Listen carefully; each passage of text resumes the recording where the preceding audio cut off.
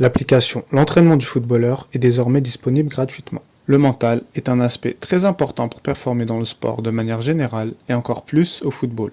C'est un aspect qui permet en partie d'être constant dans le temps et fort dans les moments difficiles. Voyons aujourd'hui différentes clés qui nous permettront d'être forts mentalement afin de réussir au mieux sur le long terme.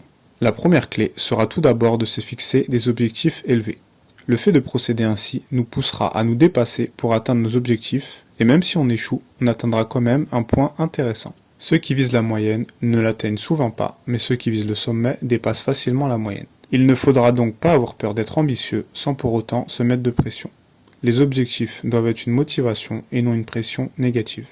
Avoir une forte motivation contribue donc à être fort mentalement. La seconde clé pour se forger un bon mental sera de sortir de sa zone de confort.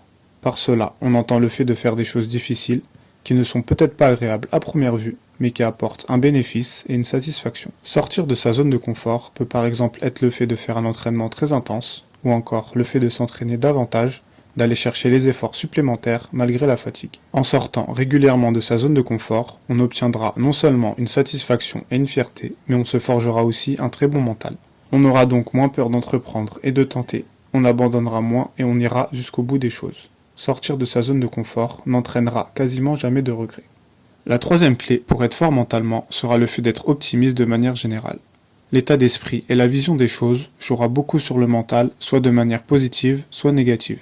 Il faudra donc toujours faire prévaloir le positif au négatif, même dans les moments difficiles. En effet, le fait d'être optimiste pousse à agir, à constamment trouver des solutions, tandis que le fait d'être pessimiste ne sera jamais relié au fait d'entreprendre et de tenter des choses. Or, celui qui ne tente rien obtient seulement des regrets. Il faudra donc voir le verre à moitié plein plutôt qu'à moitié vide. Si par exemple on n'atteint pas un de nos objectifs malgré les efforts qu'on a fournis, on se concentrera principalement sur l'évolution qu'on a eue et non sur l'échec en question. Cette vision des choses nous poussera à tout de suite repartir de l'avant et non à se morfondre en trouvant des excuses. La quatrième clé pour avoir un bon mental et réussir sera la constance dans le travail fourni. Les résultats ne peuvent être obtenus que par un effort constant dans le temps.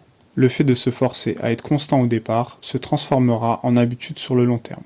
Cette constance entraînera donc des résultats et tout cela forgera un très bon mental. Il ne faudra pas minimiser les efforts, même si c'est seulement 10 minutes par jour. Dans le temps, cela représente plusieurs heures de travail. Ce point sera donc relié au précédent, car pour être constant, il faudra parfois sortir de sa zone de confort et rester optimiste en se disant que tout travail est récompensé un jour ou l'autre. Enfin, la cinquième clé qui nous aidera à avoir un bon mental et qui est en lien avec la troisième sera le fait de relativiser les échecs. Comprendre que l'échec n'est pas une fin en soi. Il faudra tout de suite se mettre en tête qu'aucune personne ne pourra atteindre un objectif élevé sans connaître de difficultés et d'échecs. À partir du moment où on a cette chose en tête, on n'aura plus peur d'échouer et on verra l'échec comme une étape menant à la réussite. On devra donc tirer les leçons de chaque échec, c'est-à-dire comprendre pourquoi cela n'a pas fonctionné, pour tout de suite repartir de l'avant et persévérer. Surmonter de nombreux échecs ne pourra que forger un meilleur mental. Voici donc les 5 clés qui te permettront d'être fort mentalement et qui sont en réalité toutes liées.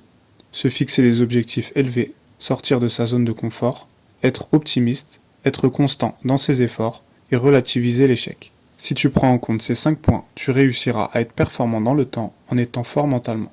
C'est tout pour cette vidéo, je t'invite comme d'habitude à liker, commenter et partager. Si tu es nouveau sur la chaîne, abonne-toi et active les notifications pour ne rien rater des suivantes. Et d'ici là, je te dis à très vite pour d'autres contenus sur l'entraînement.